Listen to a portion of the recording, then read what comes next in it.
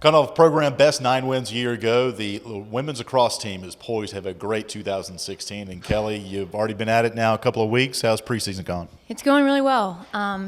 Just as we were expected, we're just way further ahead than we've ever been at this time of the year. So we're just excited to get going. Do you still have that residual effect on how last year went, how positive it was going to the championship, the offseason? You still feeling some of the fruits of that labor? Oh, yes, definitely. I mean, all summer and coming into the fall, there's just been such a different mentality because they've been there. You know, I think in the beginning, my first year, they've just hearing it from me, like, you guys can do it, you can win games, you have the talent, but until they start winning it and seeing it for themselves, it's hard for them to actually, like, buy in. So now coming off that championship this summer, like, it's been all they've needed to kind of, like, give them the motivation to just get after it, which they did, like, because that's the time of the year that is important when we're not with them, and that's where we would kind of have been lacking. But they've been going into every off season, like, you know, expecting to be in a championship, and that's, you know, the kind of training you need. Still a program in the infant stages in some ways. You and I have spoke about this before.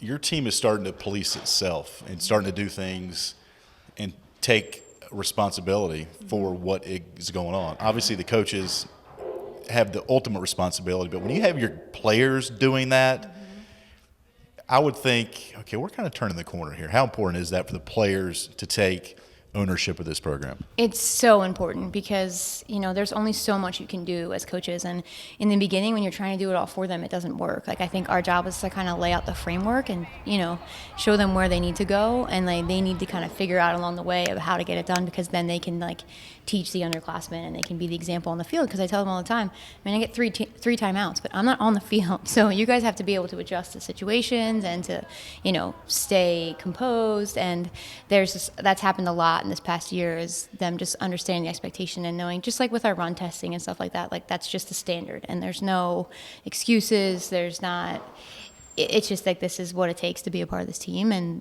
you know, they're doing all that stuff. And another reason why it's important is because there's so much of our season when we're not with them, especially winter break. So if it's all coming from us and they're going to go home for 4 or 5 weeks and do nothing, and then we're so far back when we start in January that we're playing catch up by the time we get into games, we're not prepared. So this year has been so different because they understand that they're doing what they need to do on their own, and we're exactly where we need to be. You open up February 13th against Virginia Tech in Blacksburg. How prepared and ready is it? Let's say you play today. Who would be out there? How ready is this team to compete right now? Oh, we're ready. I mean, we could play today and I would be completely content.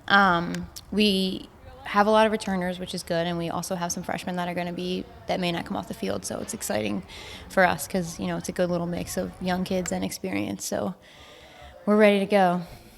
How about the last couple of weeks? You mentioned you went to South Carolina to work out a little bit.